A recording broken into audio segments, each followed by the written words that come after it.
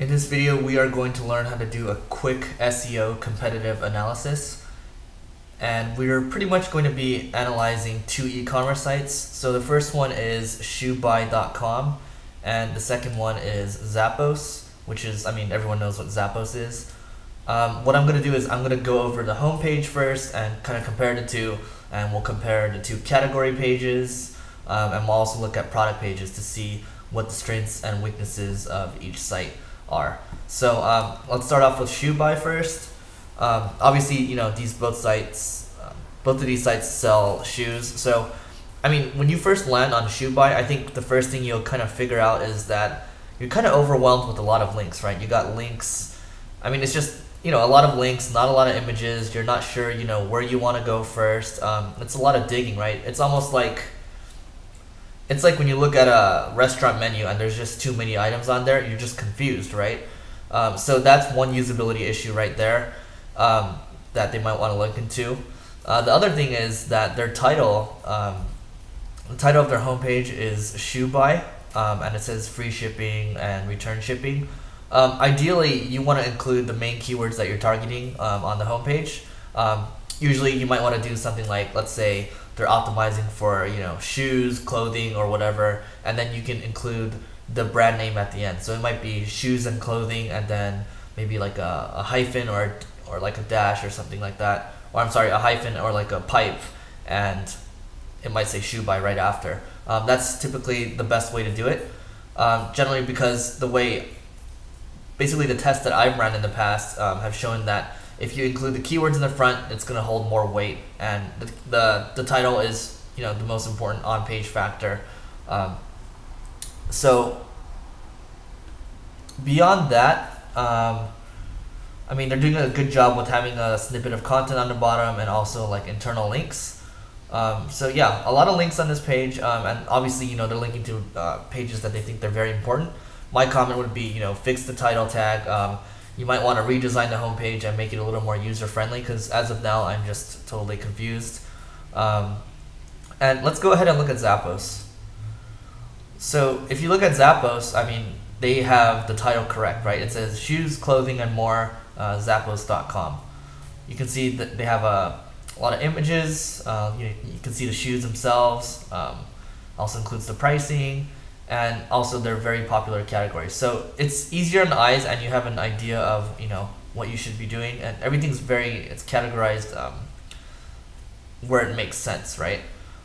You're not just like throwing with a bunch of links on the homepage. So minimal links, and then more image heavy, I would say.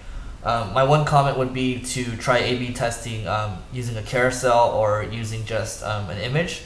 Typically, because with a carousel, the click-through rate for the later carousels or the later images in a carousel don't get clicked on as much.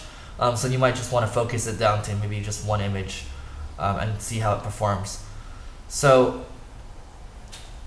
you can see here that they're linking to products that might be hot, products that are getting commented recently, or commented on a lot, or reviewed a lot. And this helps, when you link to these pages, obviously, if you're linking directly from the homepage has the most link equity, right? So you're passing a lot of page rank to these inner pages, and it helps them rank better.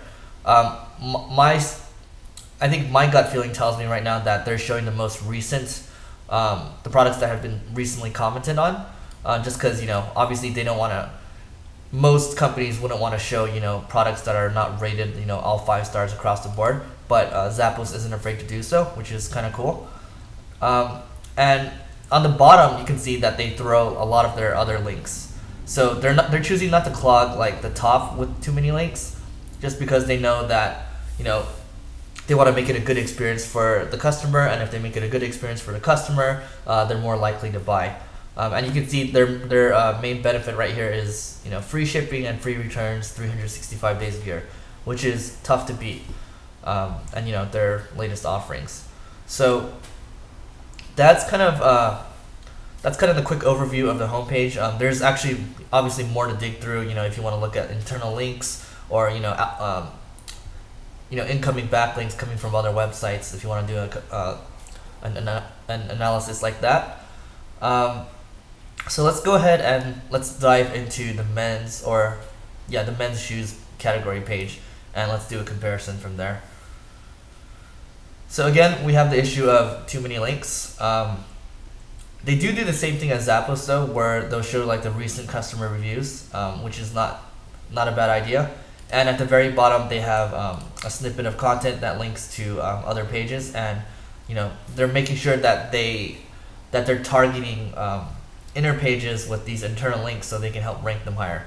And the reason for this is because with like really large e-commerce sites, you want to make sure you're taking advantage of internal links, because these product pages aren't going to get a lot of people linking to them. It's not like these product pages are really newsworthy, or it's not like it's an infographic or anything.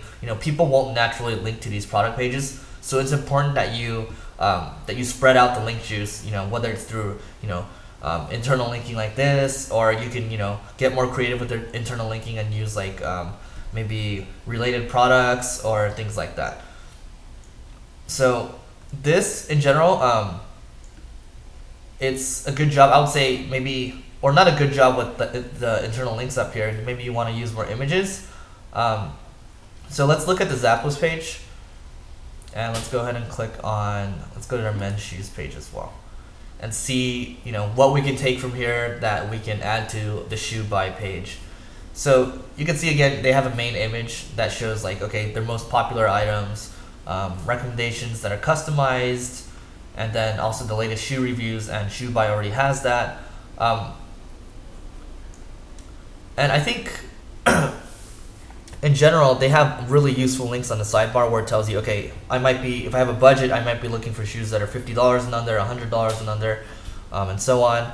Also popular men's shoes as well. Let's take a look at Shoebuy and see if they do that.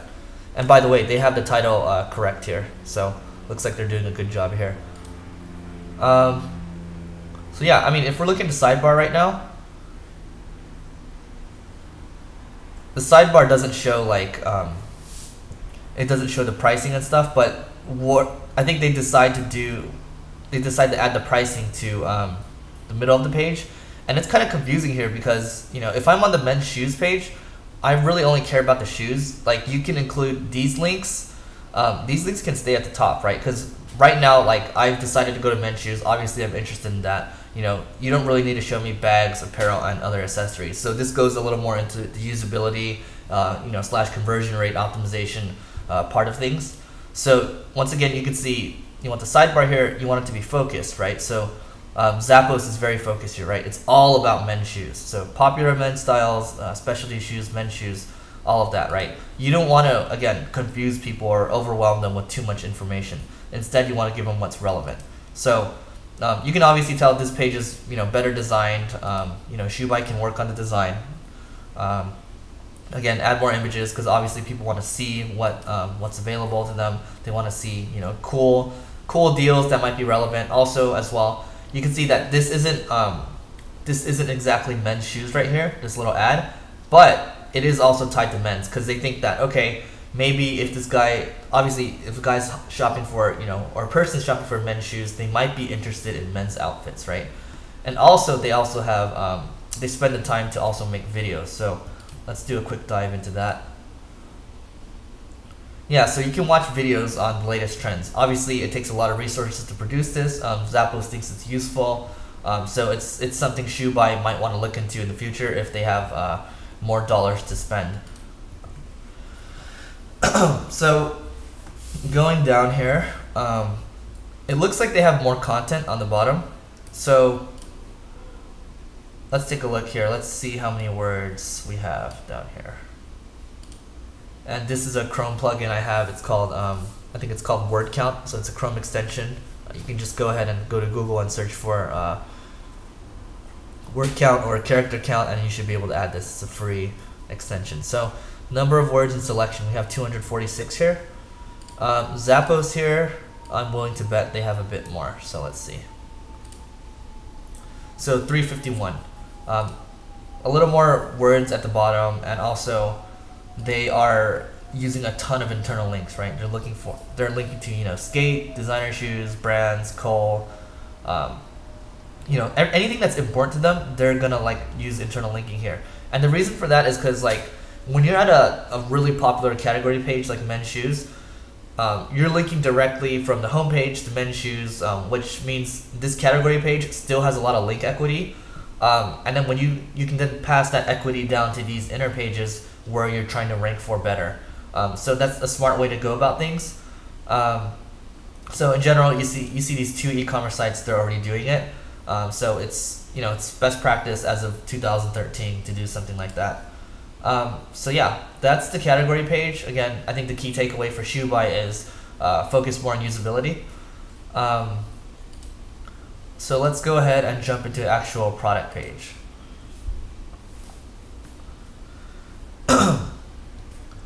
So the good thing about their product page is that they already have customer reviews. A lot of e-commerce sites don't do that still.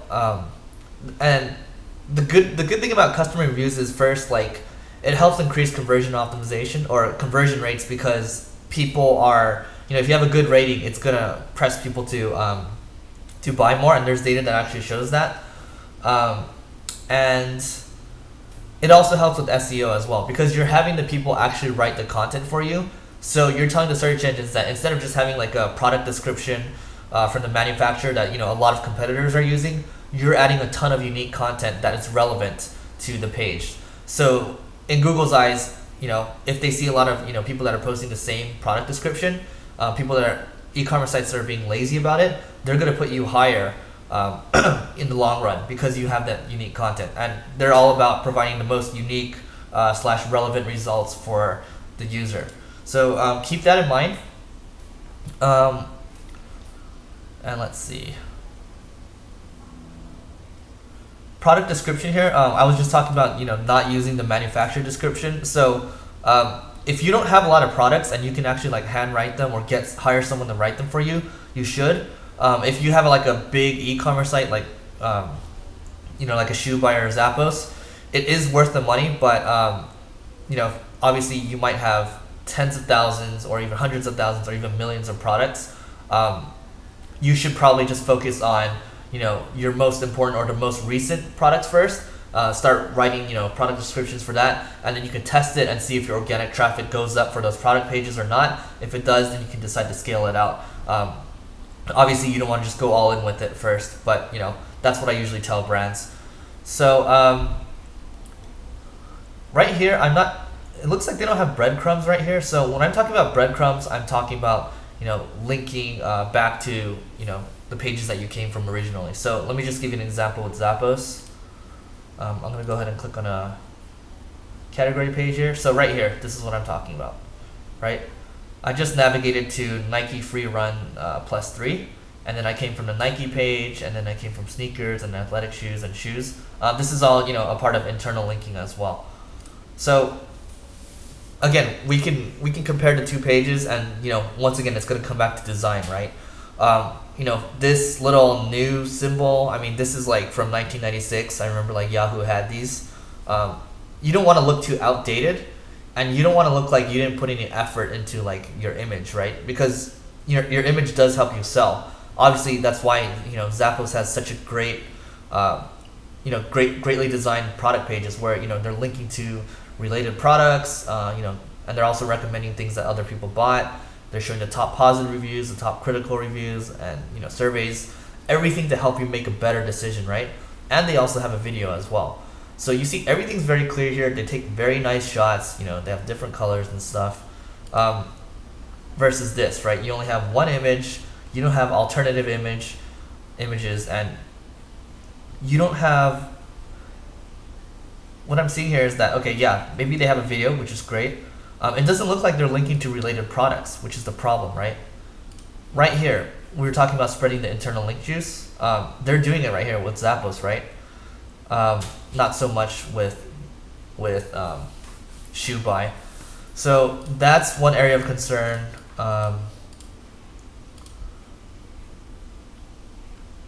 And I'm just going through this right now. Oh, and they have more internal linking on the bottom. So with e-commerce sites, internal linking is the name of the game.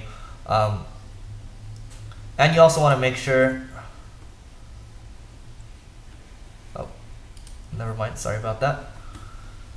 So yeah, I mean, it comes back to usability and design again. If Shoebuy wants to win, they'd be doing something like Zappos, or at least be paying attention to what they're doing. Because Zappos is obviously spending a lot more time and resources on making sure people are making the prospect comfortable with what they are about to purchase. Right here they have share buttons, so Facebook, Twitter, Pinterest, email, and Shoebuy only has Facebook and Pinterest. So that's also something worth thinking about as well, because if you want to email an idea to a friend, you can do that as well, and it's a very easy ad as well. So that's another thing. Yeah, beyond that, I mean, we're talking about user experience again, and we're talking about breadcrumbs. Let's see, on the SEO front, I think we talked about product descriptions for Shoebuy as well. I think that is about it. I mean, the big action items here are internal linking, and making sure we have unique products, product descriptions, and making sure we have a good user experience.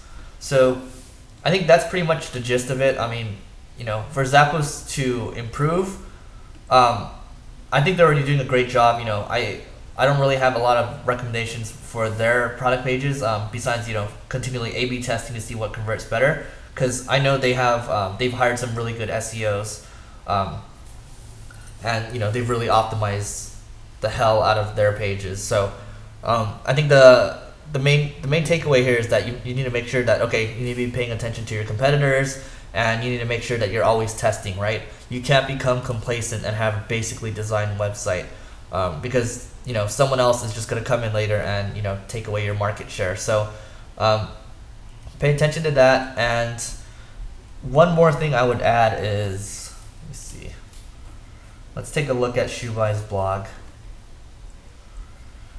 So you can see their blog is really, really basic, right? It's almost like a free WordPress template. So if I click on this, you can see that there's not a lot of engagement. This doesn't look super interesting to me. Maybe it's telling you about things to buy. But if you go to like the Zappos blog, let me just show you where that is.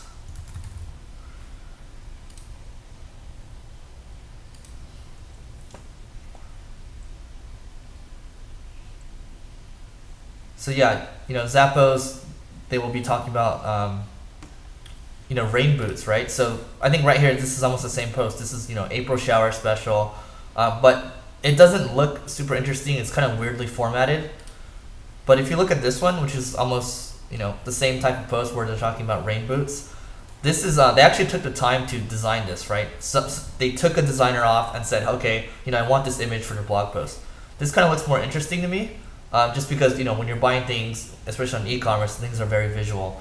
And a huge bonus is that they have a culture blog, they have a Zappos family blog, and they have a CEO blog where the executives are contributing and actually blogging to prospects. So it helps people actually connect to the executives of the company. And Tony Hsieh, obviously, very popular guy in the startup scene, just because he built Zappos to $1 billion company. Cool. So that's about it for now. This is a really high level view of how you can do a competitive SEO analysis. If you have any questions, just let me know and I'll see what I can do to help.